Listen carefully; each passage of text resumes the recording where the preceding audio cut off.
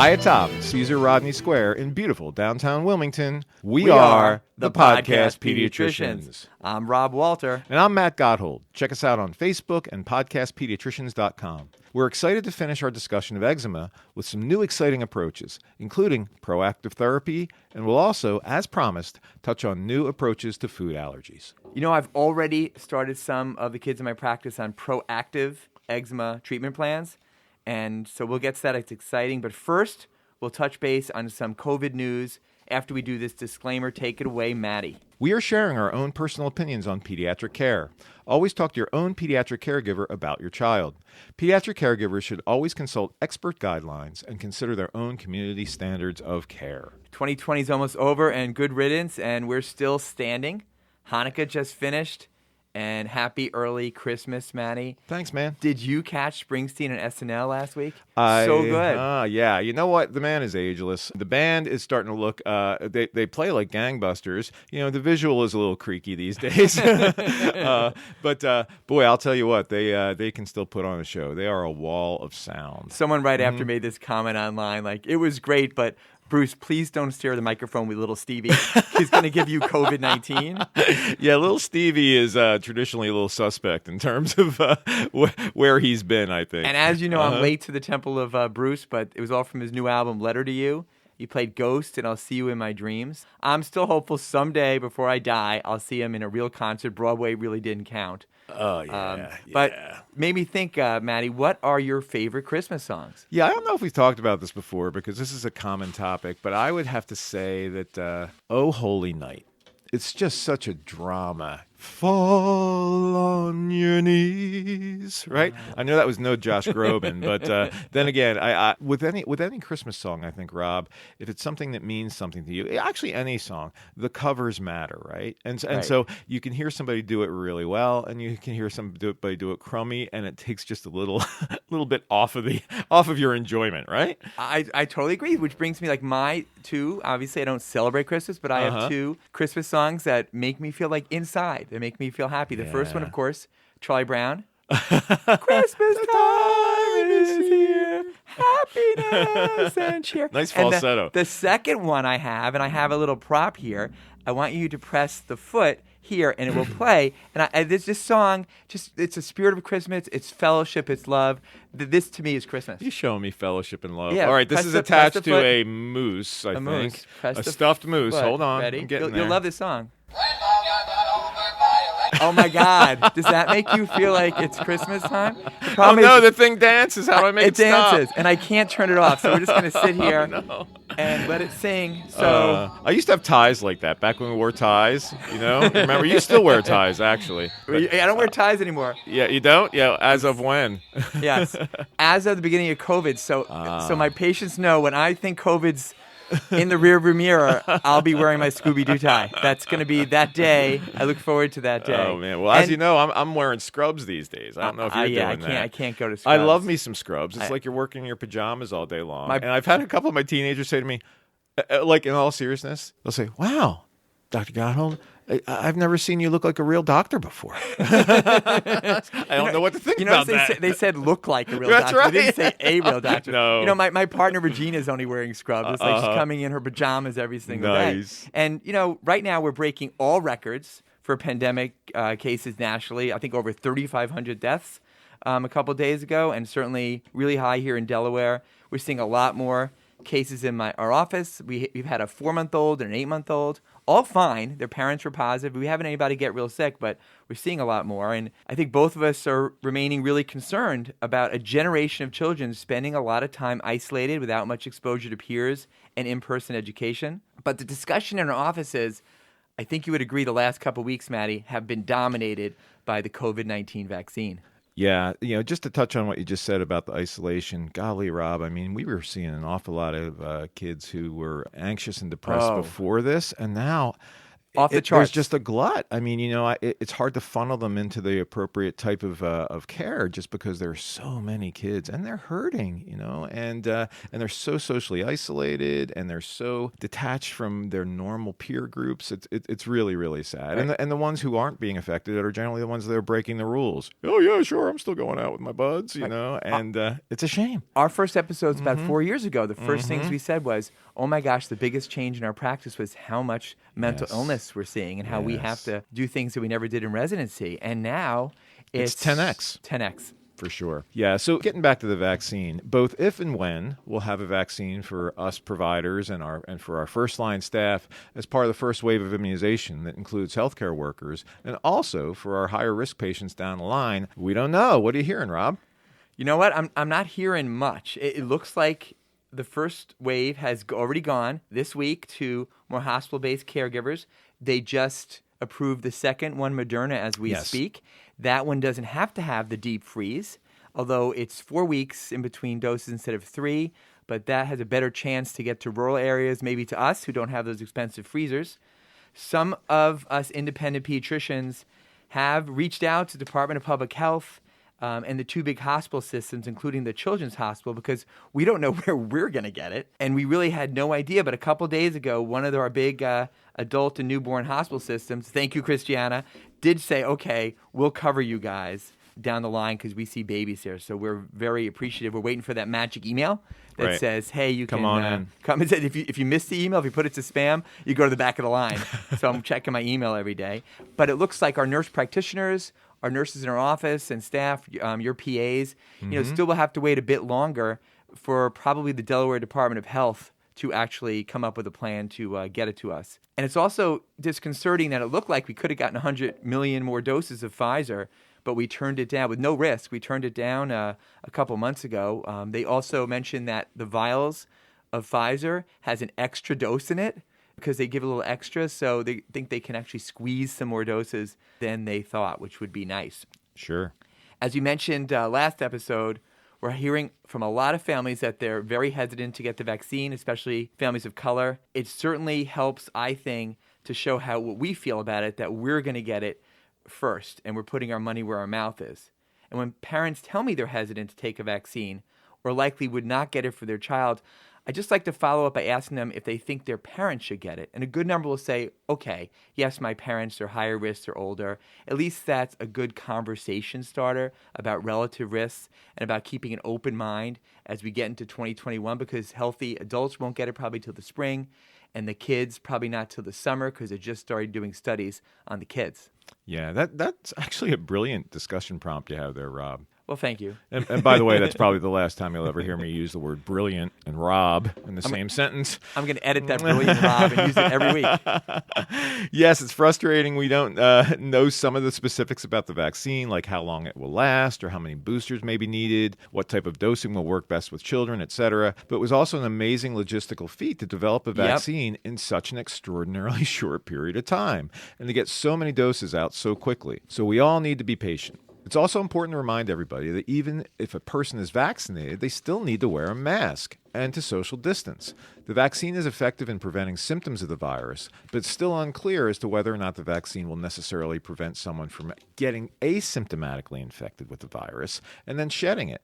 So vigilance is key, even in vaccinated people. One pretty controversial strategy to increase vaccination rates that's been floated would be to pay people to get vaccinated. Now, at first blush, that may seem a little bit distasteful, but from a public health standpoint, it probably has the greatest chance to get the greatest number of people vaccinated, which would give us the best chance to get out of this pandemic and back to normality. So this is, again, I being somebody who is, relatively liberal-minded and looking to kind of like protect the masses, I don't know that that's an unwise strategy. I think that if you can encourage people by means that are reasonable to get a vaccine they otherwise wouldn't have gotten, we all have our trigger points. We all have things that are important to us. And for some people, hey, listen, I don't know, get your vaccine and here's a $25 gift certificate, something along that lines. It's certainly a strategy that's been used in many economically challenged challenged areas in the past to encourage, certain health care. I mean, from a larger extent, a lot of the insurers now are encouraging people to exercise and join gyms, and if they do, then they decrease their rates. Right. So there is some incentivization out there already. It's just a matter of, if you want to get so base as to say, like, listen, here's X amount of dollars, get vaccinated if you get vaccinated. Right. And when I do my informal surveys, I ask a lot of my patients what they think about the vaccine. And informally, I have not kept the numbers, but my patients on state insurance are more likely to say they're really skeptical about the vaccine. Yes. And you would think maybe they'd be more likely to respond to a financial incentive. When I first heard about it, again, I felt a little negative. But we as pediatricians preach positive reinforcement over negative consequences to change behaviors. And this strategy certainly seems better than other strategies floated, like barring non-vaccinated people from jobs or from restaurants or bars. I do think getting vaccinated could be a factor in being hired or being maintained for some jobs like healthcare, or certainly for Uber drivers. It'll say, my Uber driver was vaccinated, and you'll pay a little bonus to get in there. To be clear, we both support this vaccine. We understand some hesitancy, especially these first two Pfizer and Moderna novel messenger RNA approaches. And while many say it was rushed so far, the main reason the whole process was way faster, amazingly faster than before, was not because they skimped on safety measures. It was the fact that pharma, when they made these vaccines, did not have to budget and did not have to find money to develop a new vaccine. They were given billions of dollars, so there were absolutely no money delays. And one last thing, and I know this sounds macabre, and I totally support these vaccines, but I did in my head think about a kind of a Stephen King-like dark scenario. Do you like Stephen King? I do. It's like a twisted dark scenario where something happens to everyone getting the vaccine and all physicians and nurses expire. And there's no one left to provide medical care for the masses except, wait for it, veterinarians. People say that pediatricians are similar to veterinarians, and it's actually harder to get into vet school than into medical school. So, don't tell anybody I was thinking about this, because it's not going to happen. But it was kind of a, Don't tell anybody, except for people listening to this podcast. Yeah. No, Stephen King's a winner, and I can certainly see how you would drift there with your demented mind. Anyway, so Rob, people would say, having said that, you're an idiot, or maybe a CovIdiot. The new phrase, dropping the new phrase. That's the new word of the year, according to Time magazine. It's reserved for people who ignore science and common sense about this pandemic. I think we all have some friends and relatives who fit into this description, and even some families in our practice. Yeah. Besides the classic ones who claim that the pandemic would be over by November 4th, or that masks are useless, or, wearing masks under their chin, which is infuriating. We all know some CovIdiots. I have one story. I had a dad a few weeks ago who was very negative about the vaccine. And then I explained to him carefully about herd immunity, getting to about 70% vaccinated to protect everyone, try to get out of this shutdowns and mess. And he got excited. He said he didn't realize that. He said, from now on, he'll be encouraging it for his friends and neighbors, so they'll get it. So I'm thinking, I made a breakthrough. I spent a little extra time, and when I was about to leave a room, I just thought to say, so I guess that means that when the vaccine comes out, you and your family will get it. He was like, oh, absolutely not. But now I know if I get everybody else to get it, that we don't have to worry about it. It's unbelievable. Unbelievable CovIdiot. Yeah. If everyone else doesn't speed down Interstate 95, then I can.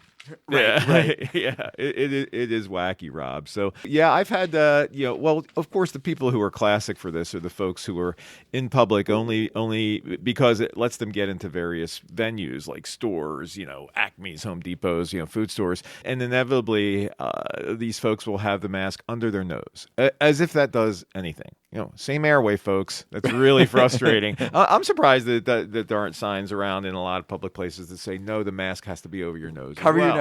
Please cover your nose, right? But no, I've had a couple, folks that I really thought were bright, insightful parents who really are not buying into the whole deal. They are really very, well, we'll see what happens. Time will tell, and this was a rush job, and this is political. And I think, of course, as we know here in the U.S., everything is political, right? But that doesn't mean necessarily that it's political and wrong.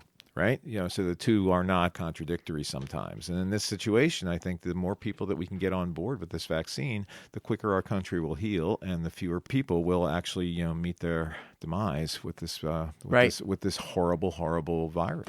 Finally, in a bit of news with a Delaware connection, there was an opinion piece in the Wall Street Journal last week by a lecturer from the English department at Northwestern University. Go Cats. Yeah, we'll see about that.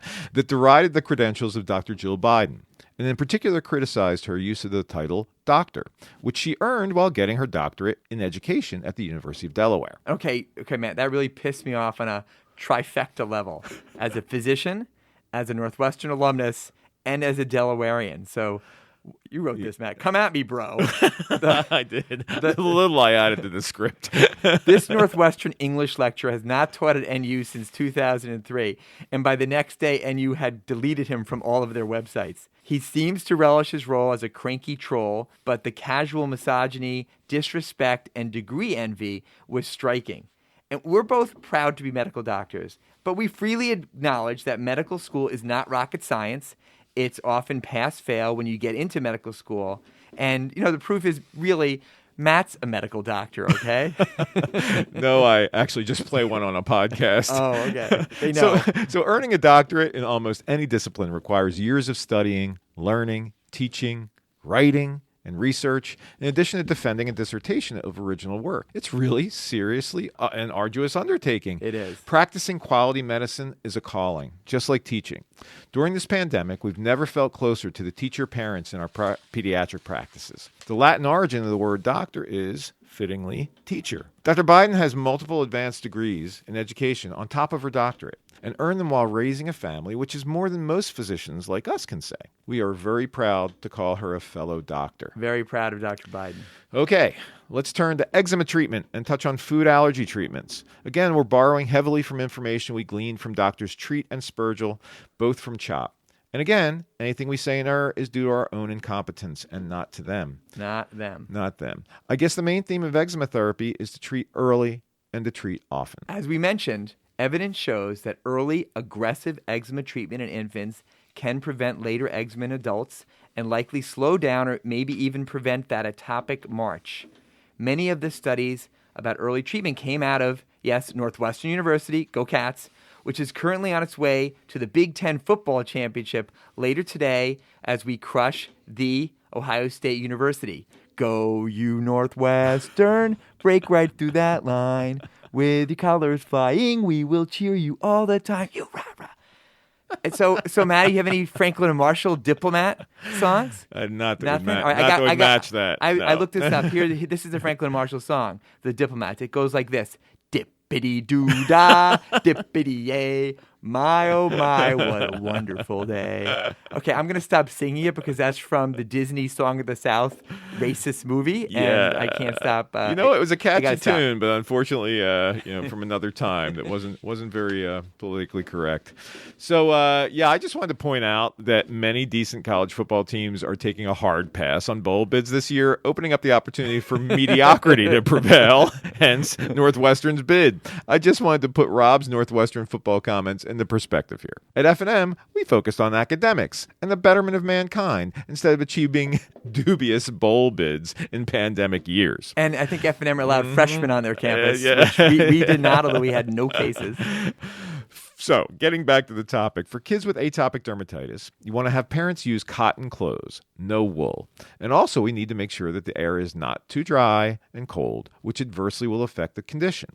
But the mainstay of early treatment with eczema is moisturizing, and more moisturizing. As we mentioned in the last episode, disruption of the skin barrier is a central feature of atopic dermatitis. With a situation where there is a decrease in ceramides, to review, ceramides are a major component of the skin barrier. They are lipids, or fat molecules, which aid the skin in retaining moisture and allow for appropriate protective function. They are our body's natural moisturizer, and they serve as a key component that prevents dehydration. So the use of occlusive emollients that contain ceramides is really crucial to address atopic dermatitis. These ceramides have no medical downside.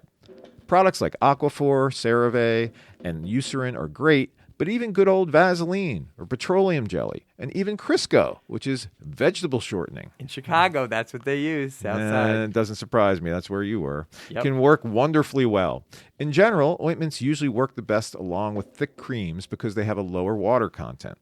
Lotions have higher water content and lower oil content that can worsen xerosis via evaporation, but lotions may be better for hairy areas and inflamed moist areas, which is also true for topical steroid preps. Lukewarm baths or showers, usually once a day, using non-soap cleansers like Cetaphil or Neutrogena are also important, and these bathing sessions should be immediately followed by using a good moisturizer while the skin is still damp.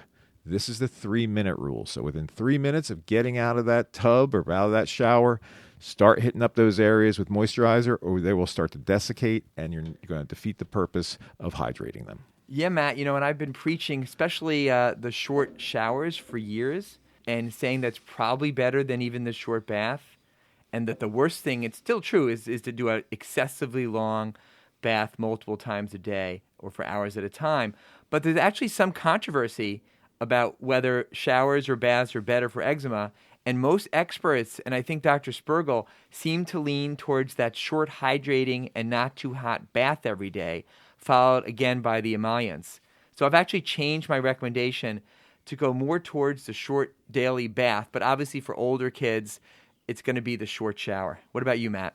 Yeah, I go short bath. I suggest it not be too warm. You don't want to leach some of the oils out just by sheer warmth. But on the other hand, you do want to hydrate the skin and then lock that hydration in. And so I think that the details of bathing can be important, but that is often the application of moisturizers immediately after bathing that's necessary to maintain the good hydration status, as we discussed. What is not recommended by the American Academy of Dermatology is bath additives like oils and colloidal oatmeal, although this is recommended in Europe. Rob, I've heard that you like your baths with Calgon. Take me away, lavender and honey bath balls. Is this true? Because you may find that in your stocking this year for me. I can't believe you would say that about me, but yeah, it's true. It makes me feel special. Calgon takes me away. Remember that? Nice, yeah. What I thought about when I looked at this also is do you add oil to your water before you boil pasta? No. Yes, nor do I. I did for a short period of time, and then I did my research. Yeah. Only salt, man. Kosher salt, by the way. Ooh. Mm-hmm. Yes. Always kosher. Good stuff. Yep. Always kosher. Well, let me see. If it's all it takes, Rob, is some Calgon to make you feel special, you must have a pretty low bar. Before we get into the prescription topical treatments and more advanced systemic treatments, we should talk about another antiseptic measure that's been used for generations, the dilute bleach bath. Now, Rob, I'm a big fan of this, right? I know. So this is traditionally used once or twice a week to help with mild to moderate eczema. So it really consists, it's pretty basic. You'll find recipes almost anywhere, but it's about a quarter cup of bleach in a half full tub, or a half a cup of bleach in a full tub, and the child soaks in it for about 5 or 10 minutes. I have teenagers do this as well, so they don't necessarily have to be little tiny kids. It works by reducing the amount of bacteria on the skin, like staph, and so it can reduce eczema flares. What about you, man? Are you on board with this trend when now? you told me about this, I was using it more, and I've gotten away from it a little bit, so I'm probably not using it enough. There's also medications used to simply control the itch. But the point is that if you control the eczema better, then you won't have to give medications for the itch. And for years, the mainstay of itch treatment was to give antihistamines. But as we talked about in our last episode, there are a lot of downsides to first-generation antihistamines like diphenhydramine, aka Benadryl, hydroxyzine, aka Atarax, when it comes to behavior and CNS effects. Yet it's hard to get away from them sometimes. We do try to move towards the newer antihistamines like cetirizine or Zyrtec at night. So let's move into the meat of the treatments for mild to moderate eczema flare-up. That is, of course, the topical steroids and the topical calcineurin inhibitors like tacrolimus, aka Protopic, and pimicrolimus, aka Elidel, as well as the newer topical phosphodiesterase inhibitors, crisaborole, aka Crisa. Now, I have no idea how to pronounce crisaborole. So I took, crisaborole? I don't know. That sounds cool. We're gonna sounds like something that's going to be next to the Stromboli on it. Maybe. We're going to end up calling it Eucrisa. Mm-hmm. We're trying, but I don't know how to do that one. So the topical corticosteroids are divided into 7 groups by strength. Group 7 being the most mild, and then all the way up to Group 1 being the most potent. There are multiple topical steroids in each of the 7 groups, and I think most of us as pediatricians tend to have a few in each group that we favor just because we're familiar with them and that we're comfortable using. We all know the downside to topical steroids, which includes skin thinning, telangiectasias, which are the visible little red blood vessels that one sees, acne, and local hair growth, all of which usually resolve when a topical steroid is stopped. Topical steroids are known to be a significant cause of perioral dermatitis, which is the bane of many a parent's existence. And these are these small, often scaly, little red bumps, generally found around the mouth and sometimes around the nose and the eyes. This type of rash is most commonly caused by the very prescriptive topical steroids that were given in order to cure some type of a prior mild rash. The most serious, but very rare side effect from prolonged use of more potent topical steroids is adrenal suppression, which wreaks havoc on the body's production of adrenal steroids. This is really rare. In fact, I listened to a CME a couple years ago, which really essentially said, like, listen, he's been practicing pediatric dermatology for 20 years and he's never seen adrenal suppression, and that's with using the big guns, right? But still, in theory, it's there. Right now, for most mild eczema cases, over-the-counter 0.5 or 1% hydrocortisone ointment, which is in the least potent group 7 group, can be used anywhere on the body, even the face, even though, again, we try to use any of these sparingly. Topical treatment should be put on the most affected areas, and then the rest of the body should still be moisturized, because kids with eczema have abnormal skin changes, even in areas that look and feel normal. So I try to make that point a lot, that even when the skin seems fine, that's the time you want to keep moisturizing, especially in the winter. Now, if we need something stronger than over-the-counter, we may go to prescription like 2.5% hydrocortisone, which is kind of the most potent topical in the group 7 least potent group. And if I need something even stronger, triamcinolone, acetonide 0.25%, which is a group 5, lower mid-potency steroid available in 15 or 80-gram tubes. With these stronger, mostly prescription steroids, we try to avoid using it on the face. The next strongest for me is triamcinolone 0.1%, which is group 4. And the strongest one that I typically use is mometasone ointment. I think it's Elicon 0.1%. Which is category 3. I don't get into the super high potency category 1 and category 2s much. I leave that to the dermatologist and the allergist. How about you? Yeah, I'm a fan of 1%, 2.5% hydrocortisones. I am a fan of triamcinolone, although oftentimes I'll jump right to the 0.1%. Right. It's interesting because we use this also in other aspects of our practice. You may well do this. I know I do. I'll use triamcinolone 0.1% for some stubborn penile adhesion where we're trying to thin the skin. We'll use them for labial adhesions, but most importantly, I oftentimes will prescribe them for nasty insect bites. The kids who always flare up with the smallest insect bite, and then mention with a wink to the family, like, this is a really big tube. You can use it twice a day on insect bites for a couple days, and it really seems to provide a lot of resolution. Right. You mentioned I also will use those on the phimosis. Yes. The kids who are circumcised. Absolutely. And they're getting an older teenager and they still can't retract back and gently put it on the tip, which thins it out. And speaking of insect bites, what I really tell them not to do is get topical Benadryl. Topical antihistamines, they sting. They just don't work very well. No, they don't. It's a big market, don't work. It is a big market. They don't work. And in fact, the 1% hydrocortisone tends not to work too well in the insect bites either. But it keeps people busy while the insect bite oftentimes starts to resolve anyway. But no, I will occasionally dabble in the higher/lower groups. So, but Cutavate is about as far as I'll go. Gotcha. And rarely. So topical steroids are used for flare-ups of mild to moderate eczema, generally twice a day for up to a few weeks. One usually continues to treat until about a week after the rash calms down, and then go back to only moisturizing or a lower potency and other non-medication type treatments. Topical steroids and moisturizers were really all we had as general pediatricians and pediatric caregivers, aside from the desperate option of oral corticosteroids, which I don't know about you, Rob, but I've used that maybe a handful of times in my almost 30 years. Me too, and I remember those times. And it was earlier in my career. Yes. And when I look at what we're talking about in treatment, if I could go back, I would have done a lot different. Yeah, I would have, for sure. I didn't have some of these products that we have now, but I would have approached it differently because they really suffered. And I sent them to the dermatologist, but the allergists weren't really involved very much 10, 20 years ago. And there's just so many better ways to treat them now. There's such a better understanding now. And of course, this is like so many other things that you and I have experienced over the course of the decades we've been in practice. The newest thing at that point is now the oldest thing, and oftentimes abandoned by now. But anyway, so these medications are generally thought to be equivalent to medium potency steroids, and these are the topical calcineurin inhibitors. And again, these were new for us, a handful of years ago, but they really seem to have their place. Their most important asset, again, these topical calcineurin inhibitors, is that they don't cause skin atrophy or the other topical steroid side effects. They're safe to use on the face, including the eyelids, neck, and skin folds, and are used up to twice a day. They can be used on a daily basis for a prolonged period of time. Months and sometimes longer. Pimecrolimus, aka Elidel, is used at the ages of 2 years and older, as tacrolimus, which is also known as Protopic. There's more potent 0.1 version of the tacrolimus that's only approved for those over 16 years of age.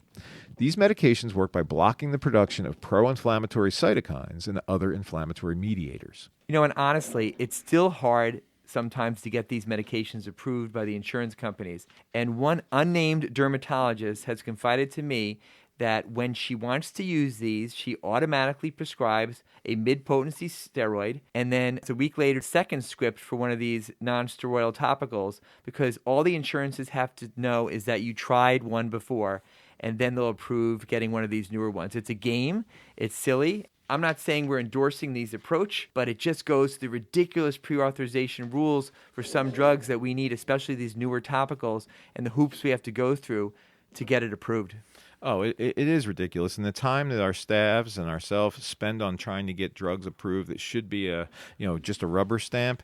As you were speaking, Rob, I just looked up on GoodRx, which is oftentimes a nice source to find where something can be acquired most cheaply. Just for one tube of pimecrolimus that is, by the way, generic now, $265 bucks is the cheapest place you can get it around here. Wow. And again, these can be miraculous for a lot of people, and it's just a real frustration in terms of the fee for the generic, but also the fact that we can't get these approved by the insurers on a routine, easy basis. All right, so what are the possible downsides of tacrolimus and pimecrolimus? Well, they have some increased local effects like stinging and burning, especially if the skin is pretty inflamed already.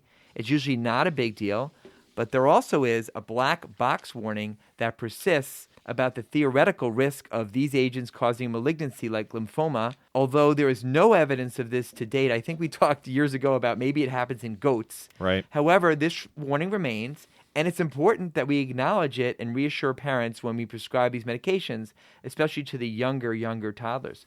Initially, many of us were gun-shy about using the meds because of this, but this theoretical risk, no longer stops me at all from using it. And both these medications are approved for children, again, over 2. And yes, they've been used off-label for children under 2 for years. And in a few industry-sponsored trials, they have shown great success in kids under 2. Yeah, most recently, there's a new non-steroidal topical in town called crisaborole. We have no idea. Yeah, anyway, Eucrasa, which usually I'm actually a fan of using the chemical name for things, but golly, some of these things are almost impronounceable, especially since it's been so long since we were in med school. If we'd gone to vet school, we could pronounce these things, right. Which is approved for the treatment. So Eucrasa is approved for the treatment of moderate eczema down to 3 months of age. Fantastic. This may be a game changer for infants. There's no black box warning on this medication, and the main side effect is pain at the application site with some burning and stinging. And I've seen that on multiple patients, I think even more than the other non-steroidals. And officially, the manufacturer says this will go away in a day or two in the majority of patients. But I've had more than a few patients where it didn't go away, and I had to stop the Eucrasa. So just like with topical steroids, these non-steroidal topicals are used for flare-ups to the inflamed skin for a few weeks until about a week after it clears, and then you stop it and keep moisturizing, and honestly, then you just wait for the next flare-up, and then you treat again. These limited options bring us to what we think is the coolest new way of looking at eczema treatment, which is proactive therapy for kids with relapsing eczema. In proactive therapy, topical steroids, or perhaps nonsteroidal topicals, are applied twice a week to the areas of skin that are typically the trouble spots for that individual child, while also continuing to moisturize. Studies show that this approach can prevent eczema flares. So, a child continues to have flare-ups at his inner elbow crease, or behind his knees, or maybe his ankles. And then every Saturday and Sunday, you put the prescription topicals on those areas, even though at the time they look okay, and then you can continue to moisturize, of course. This approach may stop the eczema flare cycle. And that makes sense to me, and I've already suggested it to some of my patients who have more severe eczema. How about you, Maddie? No, but it's on my New Year's resolution list. I really think that there can be some serious efficacy with this. I'm excited. It's maintenance, right? It's maintenance. I'm excited to see if we can, through this cold winter, if we can avoid some flare-ups. All right, so lastly, what about the kids with severe eczema that just don't get better with our usual treatments? And their situation is just horribly life-altering for them and their family. Well, the first thing we should think of when this happens, before we consider more intensive therapies, is the most common reason that the kids are just not adhering to the therapy. It's just like with asthma. When very often a patient is not improving or getting worse, it's due to the fact they're not taking their medications, their inhalers. Determining this really takes a lot of careful questioning while trying not to be accusatory towards both the child and their parents, who are often very, very invested in their treatment. Now, sometimes it's obvious that they're not following the treatment plan. Dr. Spergel suggested using a written eczema action plan like we do with asthma. And I put a link on Podcast Pediatrician website, podcastpediatrician.com, for the last episode. I'll do it again for this one with a really nice eczema written action plan that you can customize for your practice and use it at home. I'm using it now, and so far, parents really like it. I keep it on my EMR cart, and I think it makes a difference. And you also need to think of the possibility of a secondary infection of the skin if affected areas are really thickened and red. So we've been doing this for years. Sometimes with a really bad flare-up, we'll also give a short course of oral antibiotics like Keflex. Yeah. As we discussed previously, always think about the possibility of an alternate diagnosis, like scabies, or irritant contact dermatitis, or even a rare immune disorder. Lastly, as we're going to discuss in a few minutes, are the food allergies. And many of the children should be seeing an allergist and or dermatologist to carefully test for allergic triggers for their skin, like food. But if you cover all those bases and the eczema is still severe, then we get to some of the newer systemic treatments, as well as one of the oldie but goodie treatments, which is wet wrap therapy. Matt, I think you mentioned using wet wrap therapy in the past, right? Yes, I have one patient in particular that has found this to be beneficial. So one recipe for this is to have a short bath, then to apply a steroid, usually something like a triamcinolone, and then put wet gauze around the most affected areas covered by a dry elastic on top to keep it in place, and to keep this on for about 2 to 4 hours. We should also mention the option of phototherapy, which can also really help with the itching and reduces the production of histamine from cells. What's used usually is a narrowband ultraviolet B or ultraviolet A1. Okay, so if all the bases have been covered and the eczema is still severe, a final approach is systemic treatment. As recently as a few years ago, this meant immune suppressants like methotrexate or cyclosporin. We've had multiple kids get treated with these medications who've done very well. Yeah, I have. But things have moved really quickly in research, and this approach has fallen by the wayside due to the emergence of biologic treatments like dupilumab or Dupixent, which is a monoclonal antibody against certain interleukins. It's FDA approved for kids over the age of 6 with moderate to severe eczema that's not adequately controlled with topicals. It's given subcutaneously every 2 weeks, so it's an injection, and in multiple trials, it's worked really, really well. So the main side effect of Dupixent can be conjunctivitis, redness of the eye, which occurs in maybe 10 to 15% of the cases. It's usually not felt to be a reason to stop the treatment. And interestingly, Dupixent is also used for asthma, and the conjunctivitis side effect has not been seen in the kids with asthma. So it's a puzzle why it's only in the eczema patients. Word has it that there are more than 6 or 7 similar types of systemic biological treatments coming through the grapevine, with most of the names of these treatments ending in the letters MAB or NIB. So stay tuned. There's going to be a lot more of these coming out. And I just saw an eczema TV commercial for Dupixent, so families will be asking about it. And yes, there is a revolution coming in systemic eczema treatments that's being mirrored in the treatment of asthma. And it does make me wonder, in 20 to 30 years, maybe sooner, when we have these infants and young children who are very atopic with eczema, asthma, going along the full atopic march, probably going to get food allergies also, that these kids will then just get treated with some kind of systemic therapy early on and won't have to suffer lifelong eczema, asthma, or food allergies. We really do seem to be on the cusp of a new dawn of therapies. So, in summary, eczema can be life-altering and is often the first sign of worse things to come, like environmental allergies, asthma, and food allergies. Early and aggressive treatment can minimize all of these scenarios, and it starts with good skin care, moisturizing, bathing, topical steroids, and the newer non-steroidals. Proactive therapy for kids with recurrent eczema flare-ups is a new and exciting approach that could be a game changer. I know I'm going to try it. Biologic systemic therapy is just starting to be more broadly utilized and may perhaps be the ultimate game changer of eczema care. A written eczema action plan given to the family like Rob does may well be very helpful, just like the kids who benefit from our asthma action plans. And again, there'll be a link to a good action plan on podcastpediatricians.com, the website, and because we'll be right back with some comments on food allergy treatments.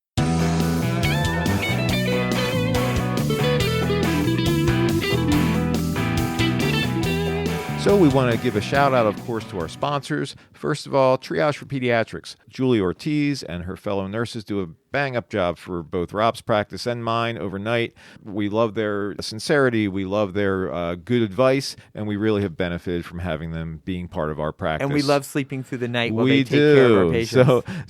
Please feel free to contact Julie Ortiz. Phone number 214-450-5030, or, of course, Triage for Pediatrics. Just Google her. And our second sponsor, Jim Hansen of High Fives, HI5S.com. Call on the Marines. Jim and his team are amazing at website development, including PHP programming, MySQL database development, system administrations, and especially system security and ultimate firewalls. And we just had the whole government got hacked this week. Yeah, about that. Should have had Jim. They should have had Jim. We should have had Jim come out and save them. It's named after his 5 sons, the highfives.com, and call him at 877-483-1040, extension 1, or again, highfives.com. We'll be right back.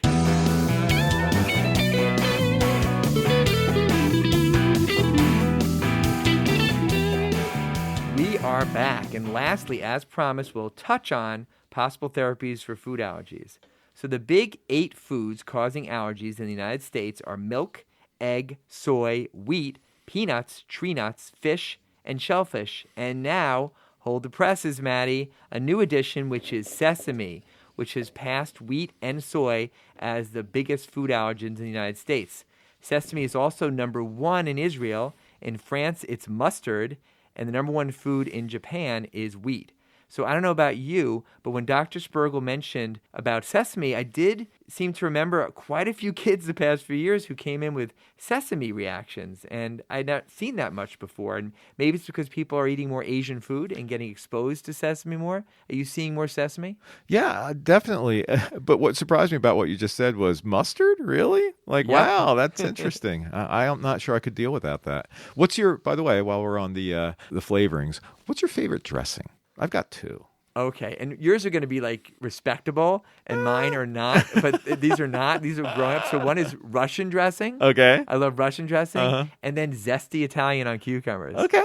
All okay, right. So I know the vinaigrettes and such, but those are my comfort foods. Okay. Well, I'll put balsamic dressing on just about anything, and it doesn't matter if it's light or not. It tastes the same to me. By the same token, and that's why this question triggered in me. Right.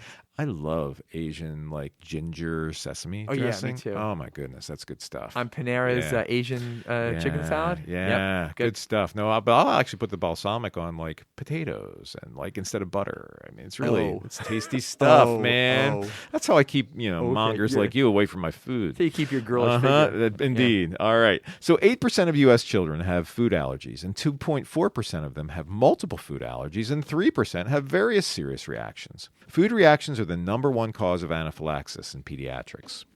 We often think of peanuts as the number 1 cause of severe reactions. It gets a lot of press, but actually 13% of food allergy fatalities are due to milk. Milk. You believe it, Rob? I know. Milk, which is much more common than peanuts. Most commonly, these milk reactions are from accidental exposures in school. It's been asserted by many experts that having a peanut-free area in school makes no sense, especially when you think about the fact that if you're going to do something at all, it should be for milk. A milk-free area. As with most conditions, the key to food allergy treatment is in taking a good history and making it an accurate diagnosis. This is certainly true for food allergies. We mentioned last episode that we avoid ordering food panel blood tests and that skin testing and oral challenges for foods are much more appropriate. It can be tough in the office when a parent calls saying that their child had a rash or a funny mouth sensation after eating a certain food. While we always err on the side of safety and being conservative and extra careful about food reactions, the question is whether all possible reactions warrant a full workup and a prescription for an epinephrine injector. I know those calls can be really tough. And the most important thing in the differential diagnosis of those calls is the oral allergy syndrome, which we've touched base on before. This common food reaction is often confused with truly systemic food allergies. And getting a good history can avoid expensive workups and unnecessary worry and epinephrine prescriptions. So let's do a deep dive on this, Maddie. Let's get into it, man. Oral allergy syndrome is a term we're used to hearing, but that only pertains to reactions that are limited to the mouth, caused by pollen-related foods.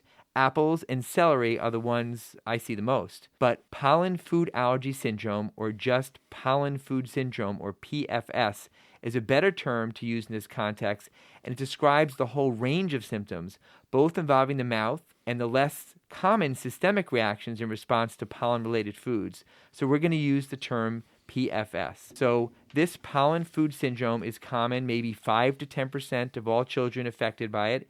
It's especially common when a person already has other seasonal allergies. It's usually lifelong and can worsen during the specific pollen season.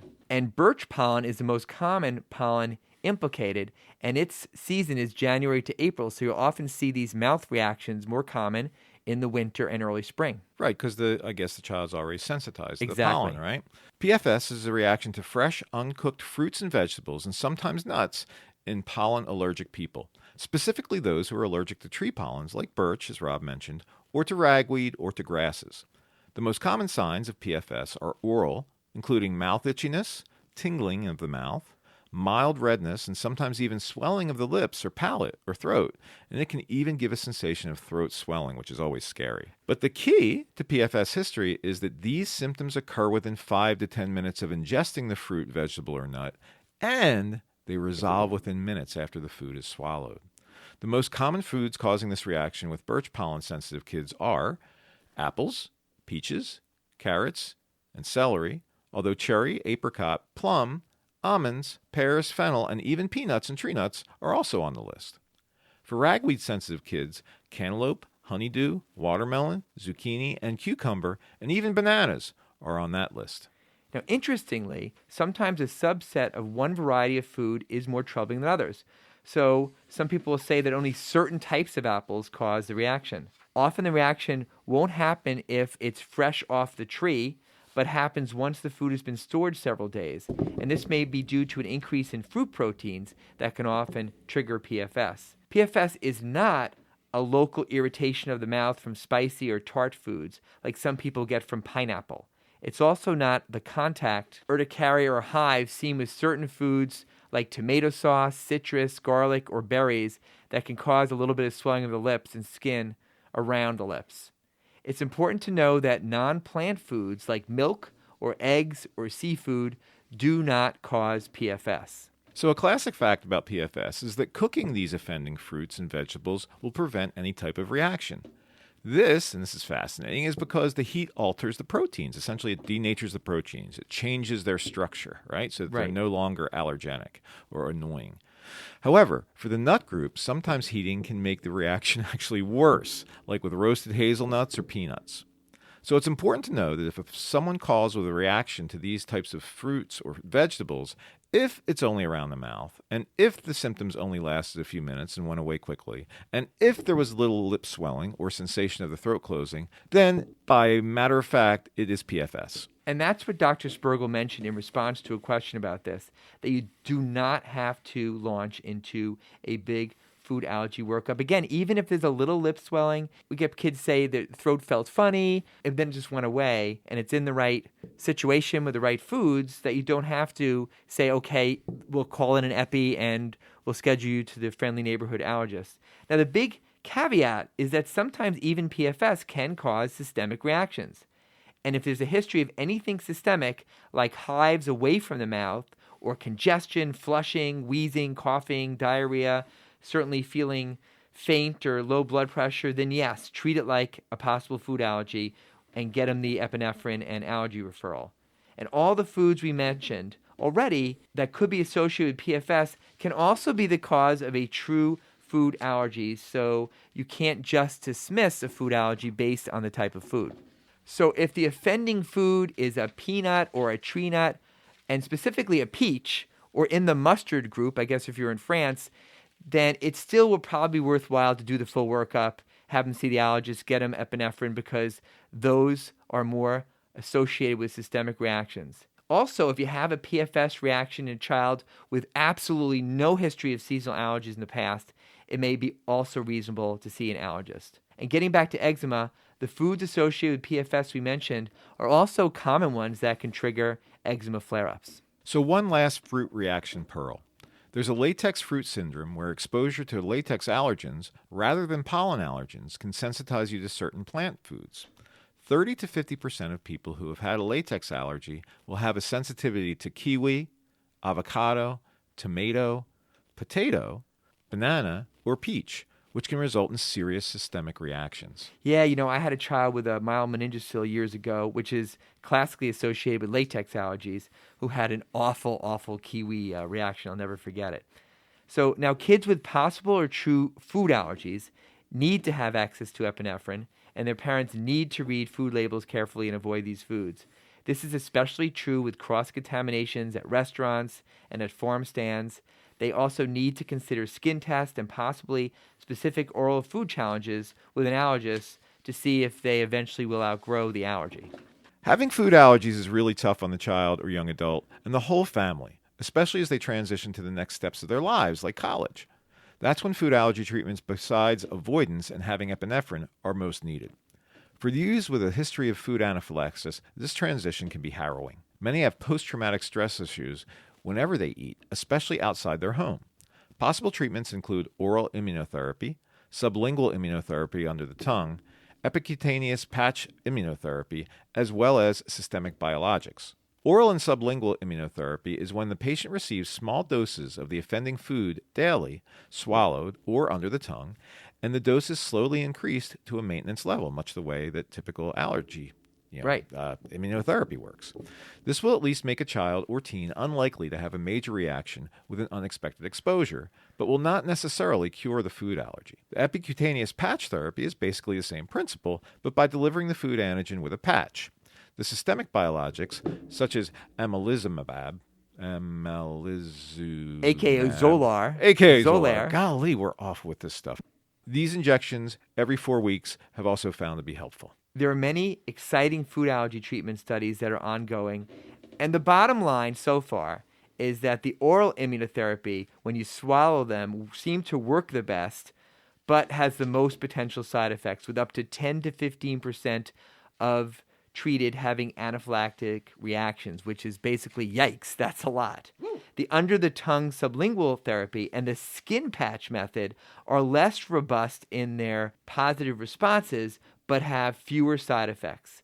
There have been no anaphylactic reactions from patch therapy in studies so far. The beauty of the biologics is that they can be effective for children with multiple food allergies. Trials are underway to combine biologics like Zolar with oral immunotherapy. This may be the most effective approach of all, so stay tuned. Maybe 10 or 20 years from now, or sooner, biologics will play a key role in our most atopic patients, those with atopic dermatitis, asthma, and food allergies. And Rob, won't that be terrific? That will be terrific. All right, my friend, that's a wrap. Roberto, say goodnight. Let's end this episode with a little bit of a Christmas song cheer. Okay, you know Silver Bells? I do. I sang that in chorus. Okay, let's go. Ready? Silver bells, silver bells, it's Christmas time in the city. Wilmington, Delaware. Ring-a-ling, hear them sing. Soon it will be Christmas Day. Robbie Robs. Matt. Man. All right, man. Merry Happy Christmas. post-Hanukkah and Merry Christmas. Bye, guys.